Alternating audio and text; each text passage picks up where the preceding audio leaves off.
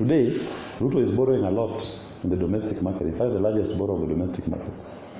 Government is borrowing money, short-term bonds, at 15% interest rate. When a private individual goes to the same market to borrow, the bank will tell you that it will give you a loan at 24%. That immediately is an non-performing loan, NPL. Because no one will afford that kind of interest rate of 24%. Because government has now pushed us out of domestic market borrowing. So how will this economy grow? Who will invest money? Because many people cannot access capital. You only accept capital from those who have it, the banks that are holding it, the pension funds, the insurance companies, the SACCOs. But if interest rates are prohibitive, people will not access. That's why you are seeing what is called a stagflation in this country today. Stagflation to mean we have a recession and inflation at the same time. There is no growth. Which sector can you say today is growing in our country? There is no sector that is growing. And government cannot be the driver. Government should never be the driver of economic growth. Government can only be a facilitator. But economic growth should be driven by the people. Should be private sector driven. So allow people access to cheap credit facilities, then using their own invention, apply their innovative minds. They come up with business modules, business ideas, and they're able to access credit facilities to fund them. So that if, for example, I wanted to do fish farming in Lake Victoria, right? I need 100 million Kenya shillings. With 100 million Kenya shillings, I go to the bank. Today they give me a loan, interest rate of 24%. They are killing me even before I start. But if the interest rate is 5% or 8%, you can put up the fish farm. Government will make more money from me because I'm going to employ some people there. They'll spend in that economy. I'll pay their pay-as-you-earn tax. Government will be earning without doing anything. So government has not done anything. Government is a partner in a business which has not done anything. It has just allowed me to access credit facilities at a cheaper rate. So big difference. You cannot compare Kibaki and Ruto. Ideologically, they are totally unaligned. When we compare the tax regime for the former president Uhuru Kenyatta and the current president, when you look at the statistics, you realize that what the treasury is collecting is far less as compared to what Uhuru used to collect. You see, if you look at, that's a very good comparative. Look at the National Treasury. They normally release the revenue estimates per month. When they released the estimates for last month, for the months of July and August, the National Treasury in July collected 157 billion. In August, they collected 152 billion. Uhuru was averaging 170 billion per month.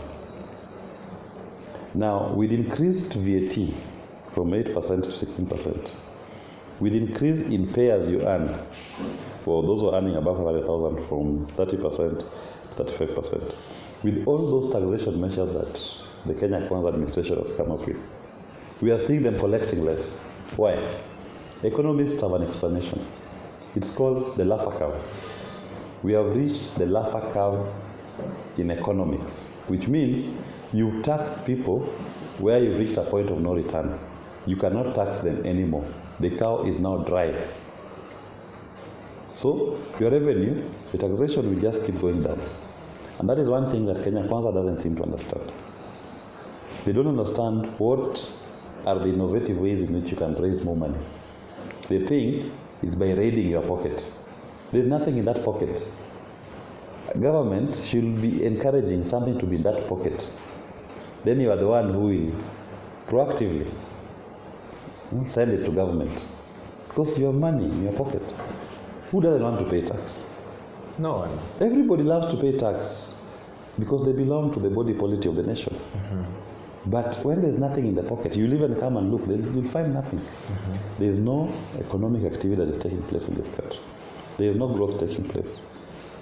Employers nowadays are just looking at which new tax is being introduced to manufacturers. Then by the number of taxes you've increased, they reduce the workforce. You decide you are going to deal with the cost of living by importing refined edible oils. Fine. Which end up it's actually more expensive. It is more expensive. Then what have you done? The edible oil sector alone in Kenya, the Bidcos, the Pwani Oils, many guys, as a group they pay 50 billion shillings to Kenya government per year. Right? Yes. These people import crude palm oil, they refine it. Oil is the main product, the byproduct is soap. Right? Yes. They employ people. They are paying you pay as you earn. They pay import duty when they import this crude palm oil.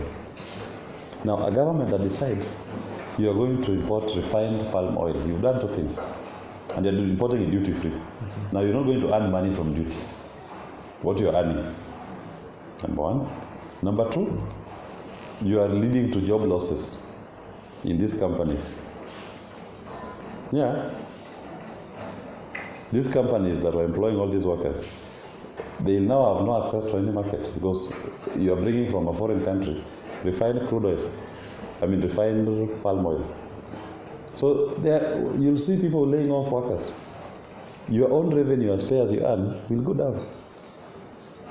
Consumption by workers who are employed in the factories goes down. Do you think this government is concerned? I don't think they care. I don't think they care. Because if they cared, these are common sense issues. Why is it common sense not common to them? Do you think this government has a problem with its policies, or they just wake up and then... What is the vision? I've been struggling to find the vision of this government. What is their vision? Well, a better way to ask this question. Do you think President Ruto was ready to run this government? I don't think he was fully ready. Maybe he spent too much time campaigning, but didn't spend enough time to understand the job for Ruto to stay. Maybe. How will you rate his performance D- for the past 1 year? D-. Why? Because he turned up for the job. Others have given him an E.